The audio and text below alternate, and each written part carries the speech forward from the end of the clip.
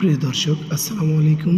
আপনারা দেখতে পাচ্ছেন যে ঢাকা টু মধুখালী রোডে একটি ট্রাক, মালবাহী ট্রাক অ্যাক্সিডেন্ট করেছে।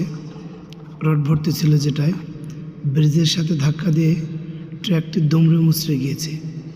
এখানে সবচাইতে বড় শুকরিয়া হলো আল্লাহকে, যে মানুষের মৃত্যু যদি সময় অবধারিত না হয়, কোনো কিছুই তাকে মারতে পারে না। সেটার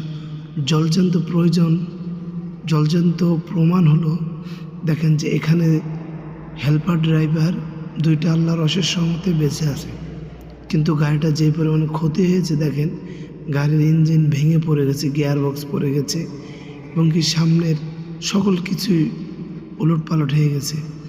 আল্লাহর হাজার শুকরিয়া যে তাদের জীবন ছিল, তাই তারা বেঁচে আছে। তাই তো আমরা যারা ড্রাইভার ভাইরা আছেন, বেপরোয়া গাড়ি চালাবেন না। অবশ্যই নিজের জীবনের মূল্য দেবেন, দেখে শুনে গাড়ি চালাবেন।